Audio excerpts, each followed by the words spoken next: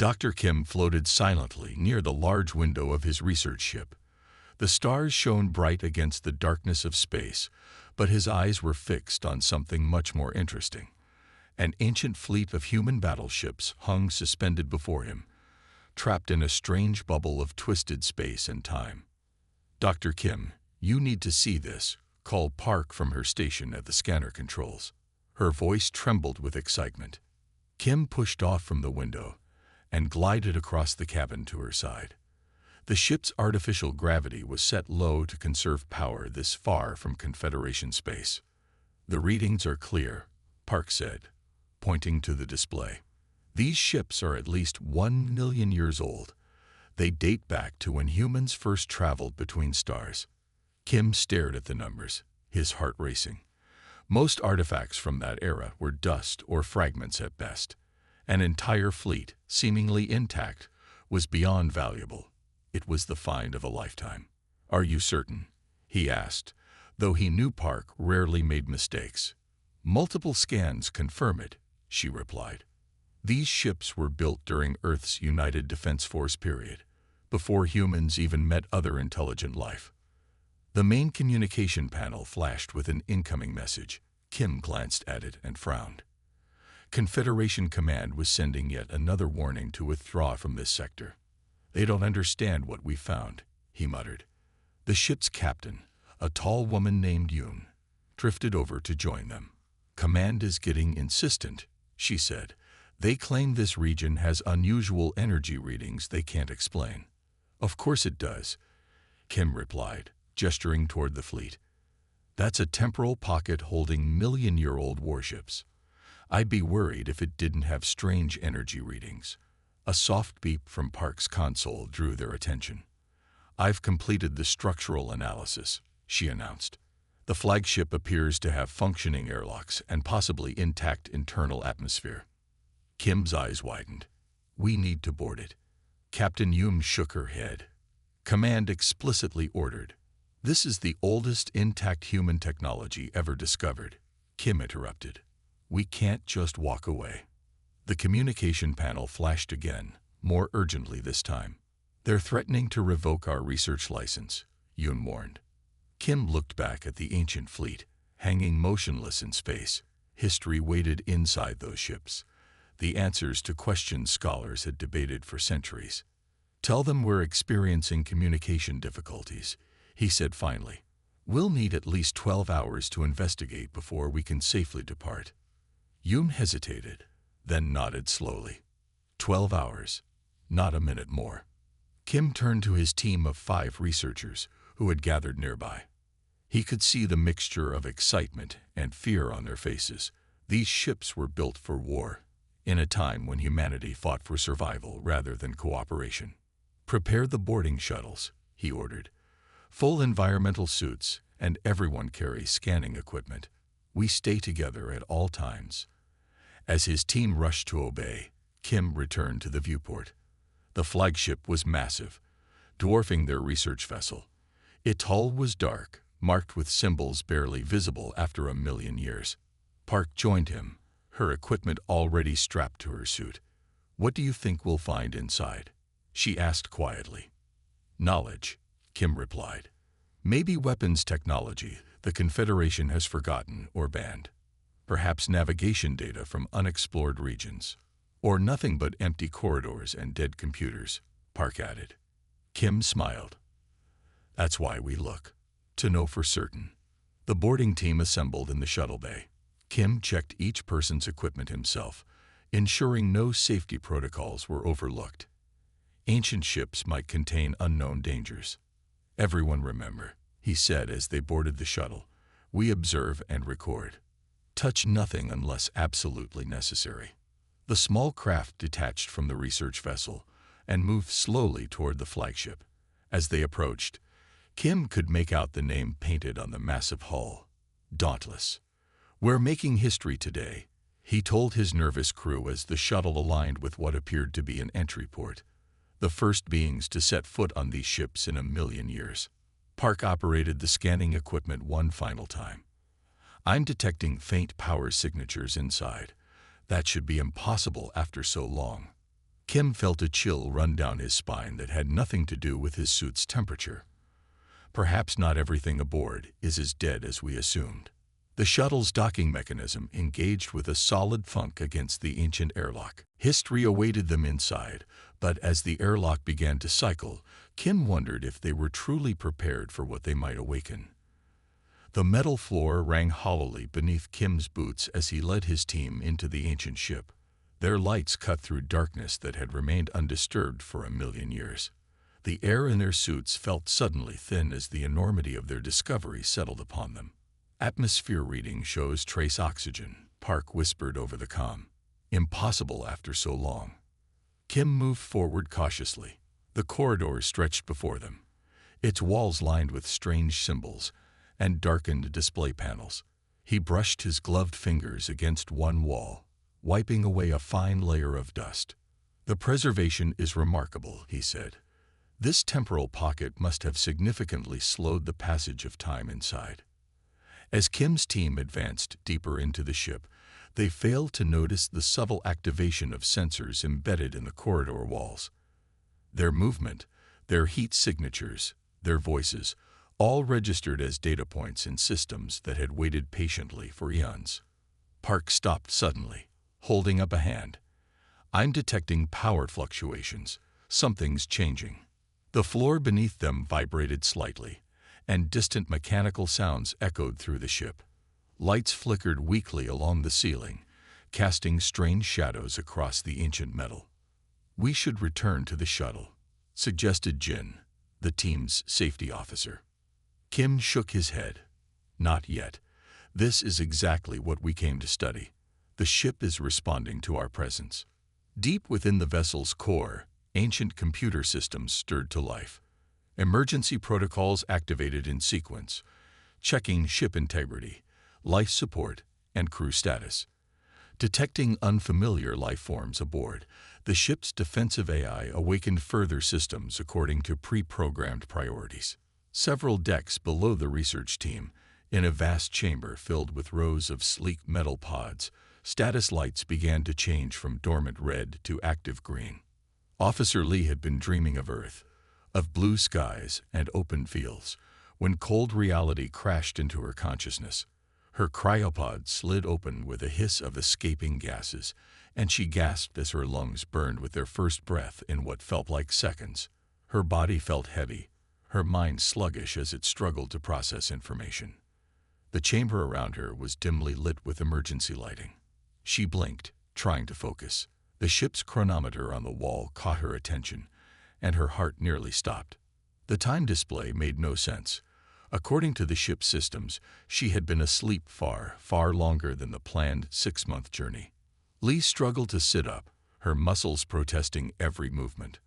Around her, other pods were beginning their wake sequences, indicators changing color as their occupants stirred to life. "Status report," she croaked, her voice barely functioning after its long disuse. The nearest display flickered and showed a security feed. Strange beings in unfamiliar suits walking through the ship's corridors. Fear shot through her. The harvesters had boarded. They had failed. Lee forced herself from the pod, stumbling as her legs nearly gave way beneath her. She had to reach Captain Han. As an officer, his pod was in a separate chamber adjacent to the main cryobay. She dragged herself forward, using the wall for support. Other crew members were beginning to emerge from their pods, confused and disoriented. Their questions echoed behind her, but Lee pushed onward. The door to the captain's chamber slid open at her approach. Inside, Captain Han's pod was already in its final wake sequence. Lee stumbled to his side just as his eyes opened. "Captain Han," she called, her voice stronger now. "Something's wrong. We weren't supposed to wake yet." Han's eyes focused slowly on her face. "Officer Lee," he murmured. "Report. Unknown entities have boarded the ship," she said. "The AI has initiated emergency revival protocols." Han sat up sharply, then grimaced at the pain the sudden movement caused. "The harvesters?" "I don't think so," Lee replied. The intruders appeared different, almost human-shaped. The captain's pod completed its diagnostic sequence, and Han checked the readout. His face paled. "According to the ship's chronometer," he said slowly, "we've been in stasis for." He trailed off, unable to speak the number. "It can't be right," Lee insisted. "The pods weren't designed to sustain life for." A loud alarm cut through the ship, and emergency lights bathed the room in red. The defense systems had fully activated. "We need to get to the bridge," Han said, pushing himself to his feet. "Whatever's happening, we need to take control before the AI does something we'll regret." As they moved toward the door, they heard the unmistakable sound of the ship's weapons systems powering up. Kim found himself surrounded by 6 armed soldiers in old-style military uniforms. Their weapons pointed steadily at him and his team. The researchers stood with their hands raised, environmental suits now open to show they were human. "I say again, we are researchers from the Galactic Confederation," Kim explained slowly. "We found your ship preserved in a temporal anomaly." The soldiers' expressions remained hard and suspicious. One woman, with officer insignia that Kim didn't recognize, kept her weapon trained on his chest while speaking into a small device on her wrist. Minutes later, the standoff ended with the arrival of a tall man whose uniform marked him as the highest-ranking officer present. The soldiers stepped aside respectfully. "I am Captain Han of the Earth Defense Fleet," the man said. His voice carried authority despite the confusion in his eyes. "You claim to be human, yet you arrived with non-human signatures according to our sensors. Our equipment has changed significantly," Kim explained. "Captain, there's something you need to understand." He hesitated, unsure how to deliver such shocking news. "Your ship and fleet have been trapped in a temporal stasis field for approximately 1 million years." Captain Han's face remained impassive, but his knuckles whitened as he gripped a nearby console. "That's not possible," he said flatly. "The pods were designed for extended deployment, but not." "I understand this is difficult to accept," Kim interrupted gently. "But we've dated your vessels using multiple methods. Human civilization has gone through many phases since your time. We've met other intelligent species, formed alliances, built a shared government called the Galactic Confederation." Han stared at him, struggling to process the explanation.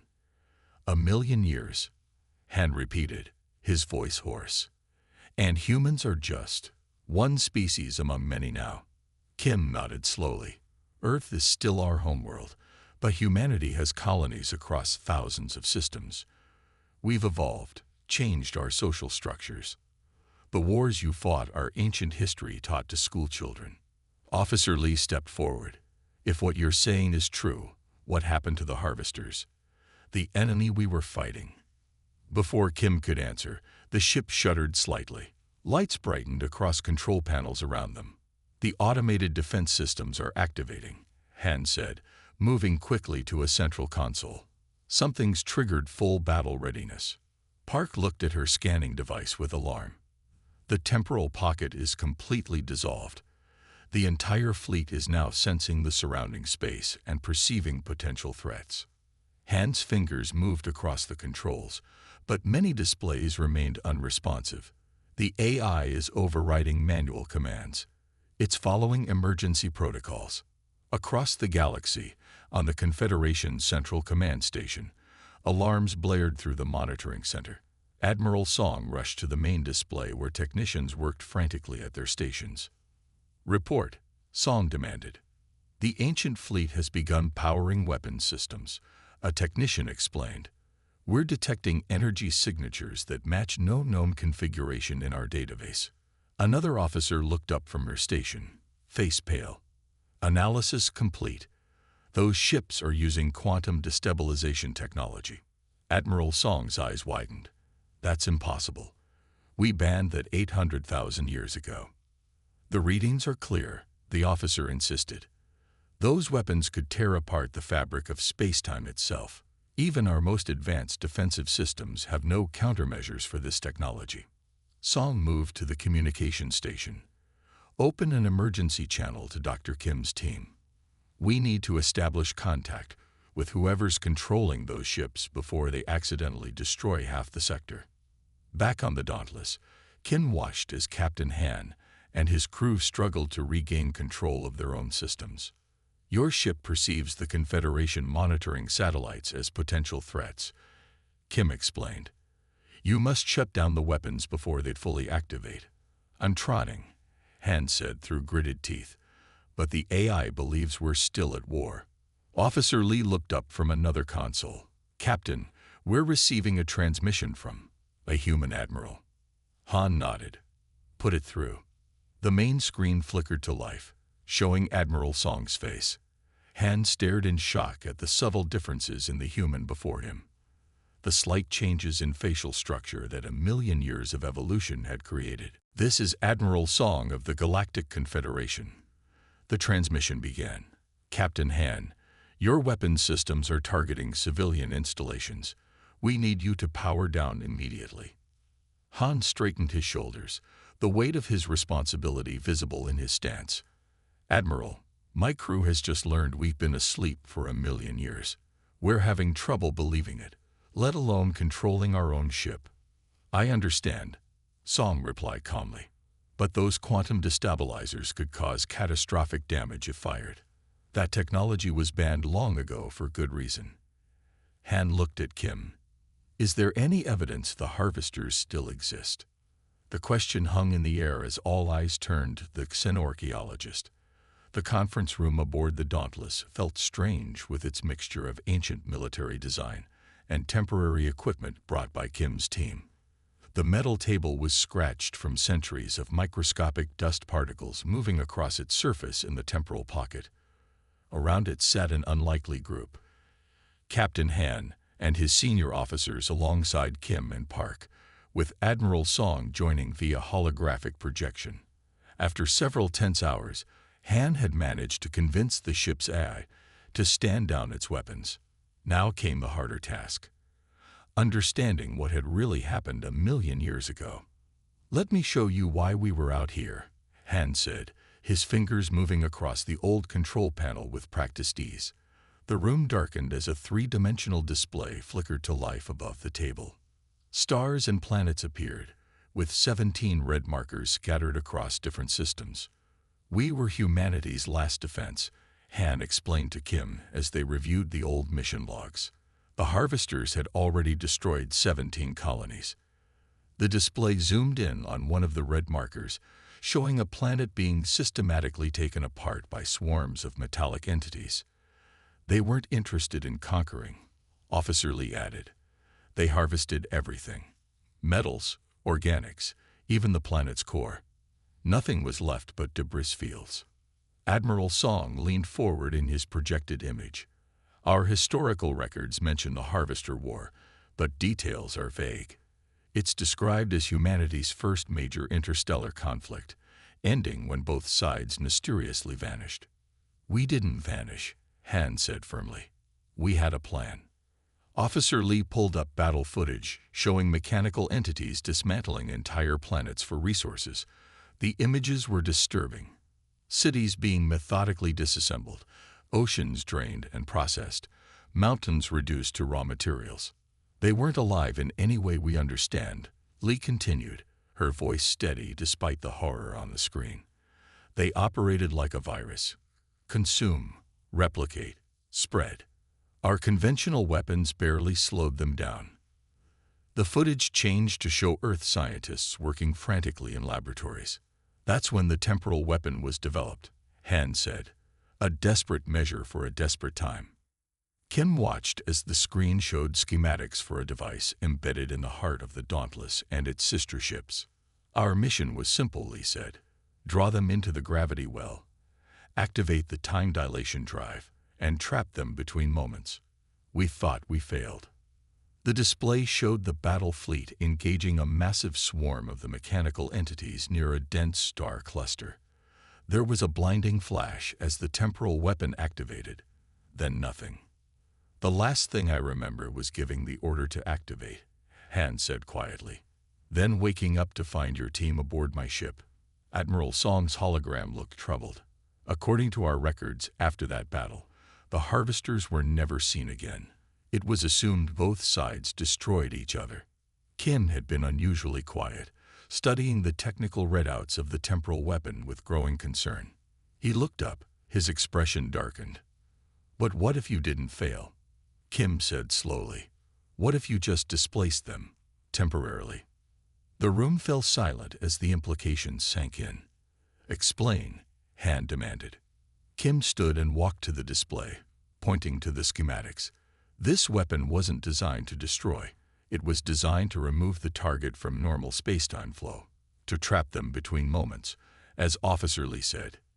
"Yes, that was the intention," Han agreed. "But your own ship was caught in the effect," Kim continued. "Instead of being destroyed, you were preserved in a temporal pocket for 1,000,000 years. What if the same thing happened to the harvesters?" Park, who had been analyzing data on her pad, looked up sharply. The temporal physics would be symmetrical. If the fleet was preserved, logic suggests the harvesters would also be preserved in their own temporal pocket. "But we found no evidence of them when we discovered your fleet," Kim added. "Because they weren't there," Lee realized, her face paling. The weapon would have affected different targets differently based on their position relative to the activation point. Han stood suddenly. "You're suggesting the harvesters could still exist, trapped in another temporal anomaly that might dissolve at any time, just as ours did." Admiral Song's hologram flickered as he received information from his staff. "Dr. Kim, we've been detecting unusual temporal disturbances in several sectors over the past year. They were dismissed as natural phenomena, but given this new information, we need to check those disturbances immediately," Kim said urgently. "If the harvesters are awakening after 1,000,000 years, the Confederation has no weapons that could stop them." Han exchanged glances with Officer Lee before turning to Admiral Song. "We do." "Your 1,000,000-year-old fleet?" Admiral Song asked skeptically. "The same weapons that stopped them before," Han confirmed. "And the only people who know how to fight them." Kim watched as determination replaced confusion on the faces of Han's crew. These people had been ready to die fighting a terrible enemy 1,000,000 years ago. Now they might have to do it all over again. 3 days had passed since the discovery of the ancient fleet. The Confederation had sent additional research and diplomatic teams to study the 1,000,000-year-old vessels and help the awakened humans adjust to their new reality. Captain Han and his crew remained aboard the Dauntless, which had become a strange meeting point between past and present. In the ship's main conference room, Captain Han sat across from Admiral Song, who had arrived in person after the initial communication.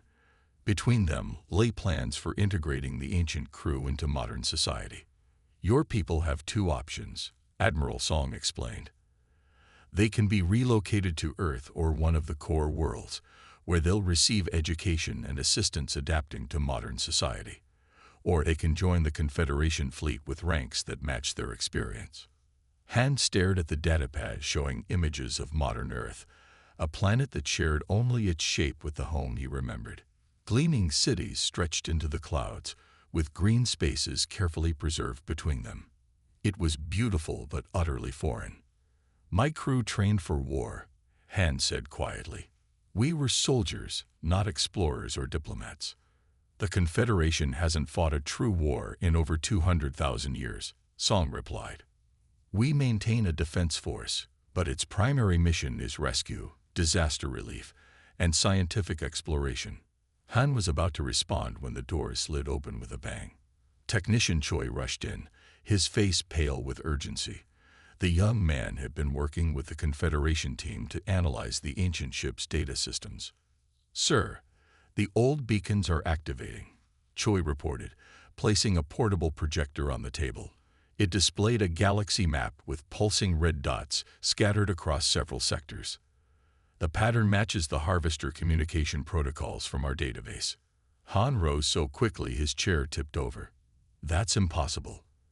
Those beacons were deactivated 1,000,000 years ago." "They're definitely active now," Choi insisted.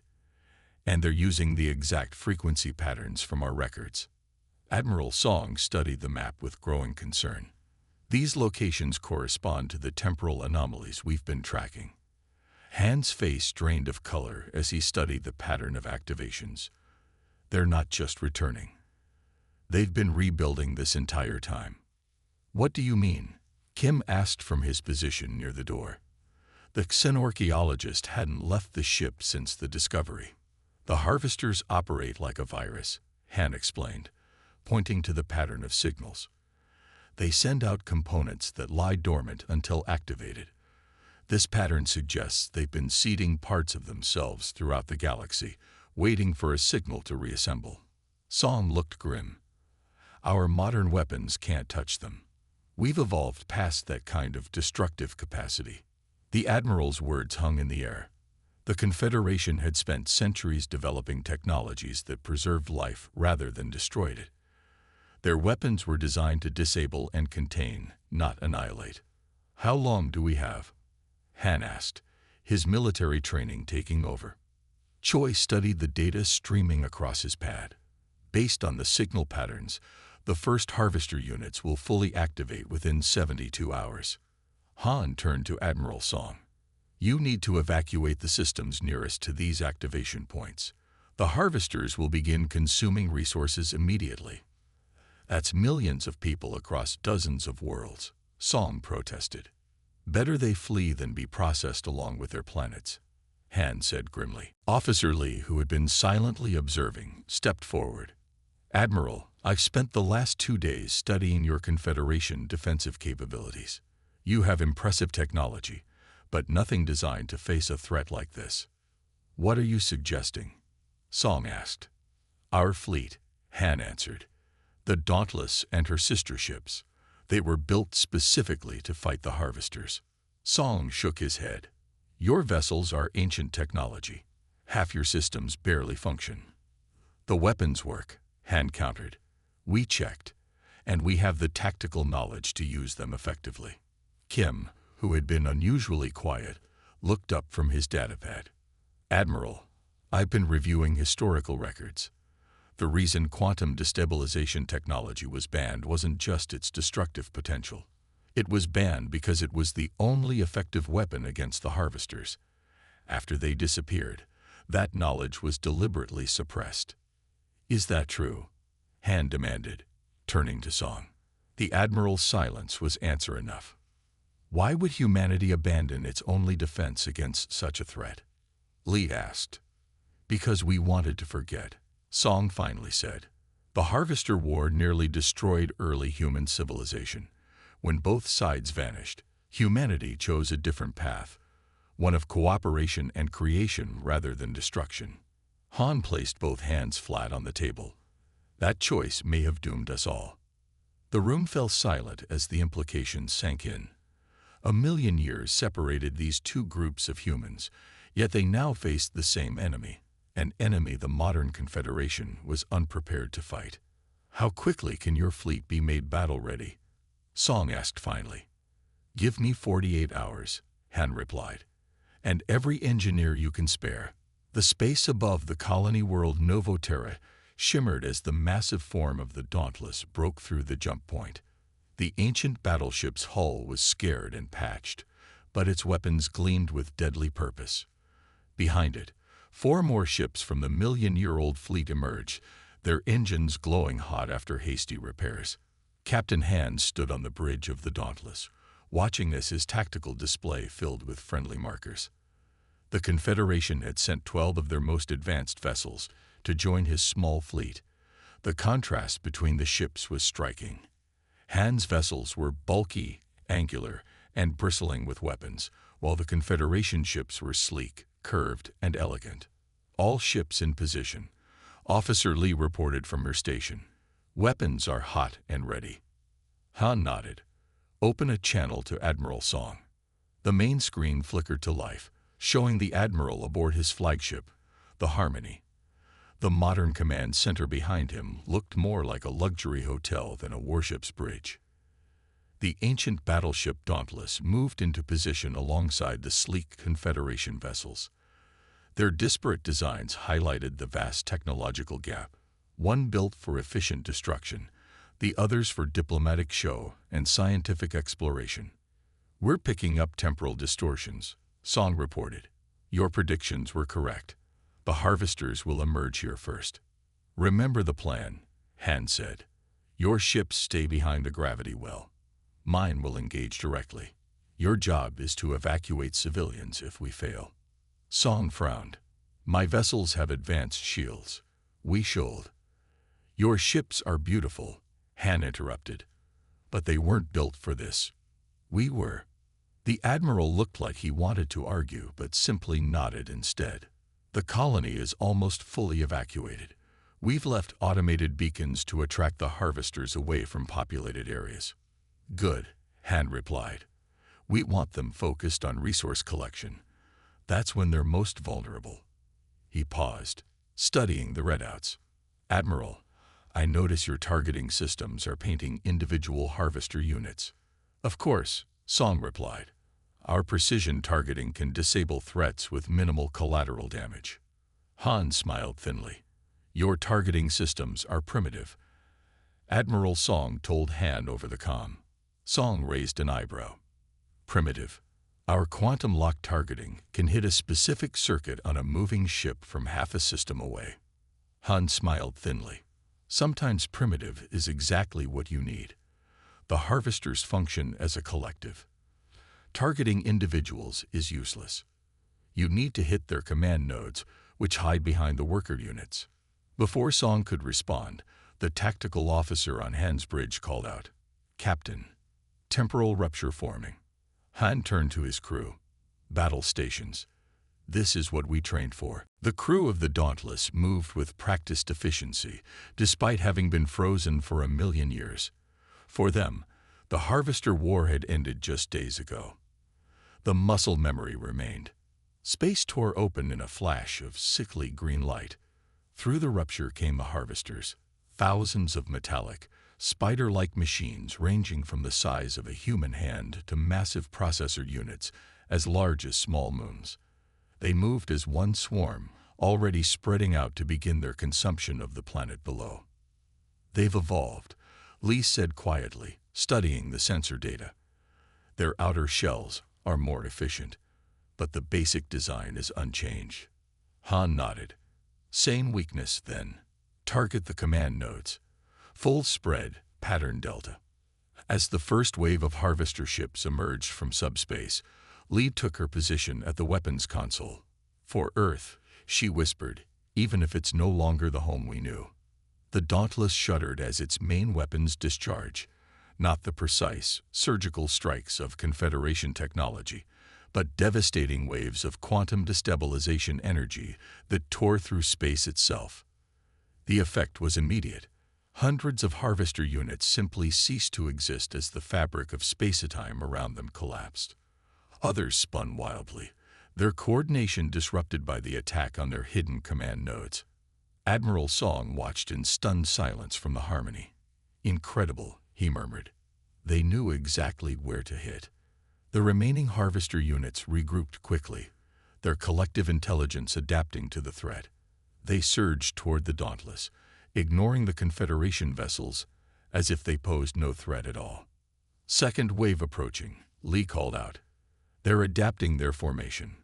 Han remained calm, just as they did at Proxima Centauri. Switch to pattern Epsilon. Target their new command structure. The ancient fleet moved with surprising agility, taking positions that seemed random to observers, but followed battle plans developed through bitter experience 1,000,000 years ago. Admiral Song, Han called over the comm. We're going to create an opening. When we do, hit this coordinate with everything you have. He transmitted the targeting data. Song looked confused. There's nothing there. Trust me, Han replied, then turned to his weapons officer. Lee, initiate the Theseus protocol.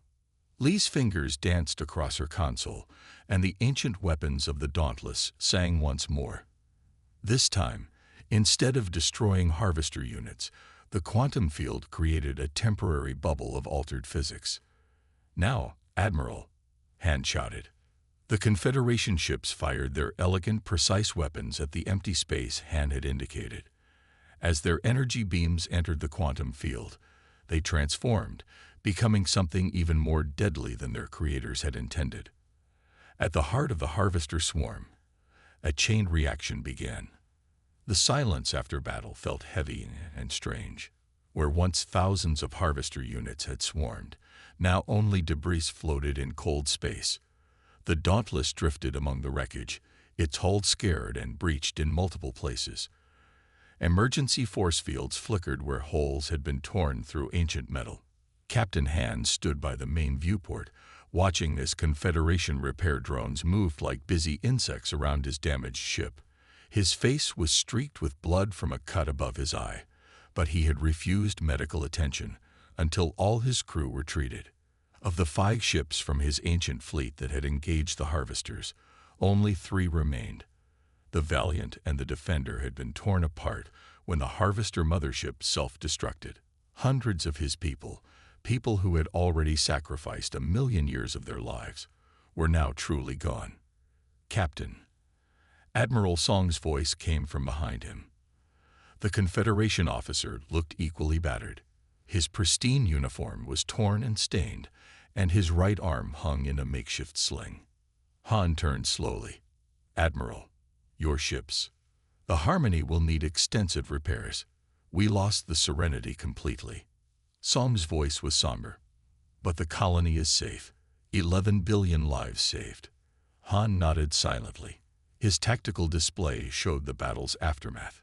The ancient fleet surrounded by harvester debris. Half of Han's ships were destroyed, but the Confederation would have lost everything without them. You reminded us of something we chose to forget, Song told Han as they watched repair drones working on the surviving vessels. Sometimes survival requires strength, not just diplomacy. And sometimes strength requires terrible weapons, Han replied quietly. We built the quantum destabilizers knowing what they could do. We weren't proud of them. Officer Lee entered the bridge, her uniform torn and her face showing exhaustion. She handed Han a datapad with casualty reports. He scanned it quickly, each number another weight on his conscience. The final count. Song asked. 322 of our crew lost. Han answered. Plus your losses. A high price, Song acknowledged, but nothing compared to what would have happened if the harvesters had reached the colony. Dr. Kim joined them, looking out of place on the military bridge. The xenorchaeologist had remained aboard the Dauntless during the battle, helping in the medical bay. The temporal readings are finally stable, Kim reported. The rupture the harvesters emerged from has completely closed. Lee studied her own readings, but we detected at least 3 more potential emergence points forming in other sectors. This was just the first wave. Han looked out at the stars. Unfamiliar constellations that had shifted over 1,000,000 years. The sky itself looked alien to him now. Everything he had known was dust. Everyone he had left behind on Earth had been dead for countless generations. What will you do now? Kim asked, breaking the heavy silence. Han opened his mouth to respond, but Lee answered before he could. The harvesters weren't completely destroyed. Someone needs to finish what we started. She glanced at her captain. Even if it takes another 1,000,000 years. Han studied his officer's face. She had been the youngest member of his senior staff, ambitious and brilliant. Now she looked tired but determined. The Confederation will need your knowledge, Song said. We can rebuild your weapons, train our forces in your tactics. Han shook his head slowly. It won't work. The harvesters adapt. They'll recognize Confederation ships, tactics, and technology. They won't expect to see us again. What are you suggesting? Song asked. A small task force, Han replied. My remaining ships and crew. We hunt down the remaining temporal pockets before they can rupture. We finish our mission. That could take years, Kim said. Decades, even. Lee smiled faintly. What's a few decades when you've already lost 1,000,000 years? Admiral Song looked troubled. The Confederation Council will need to approve this. They might not understand the necessity. Then help them understand, Han said firmly. Show them the battle recordings. Let them see what happens when the harvesters are allowed to fully emerge. Through the viewport, they could see the colony world below. Lights were beginning to come back on as evacuees returned to their homes. People who would never know how close they had come to extinction. My people have already given everything once, Han continued. We're willing to do it again.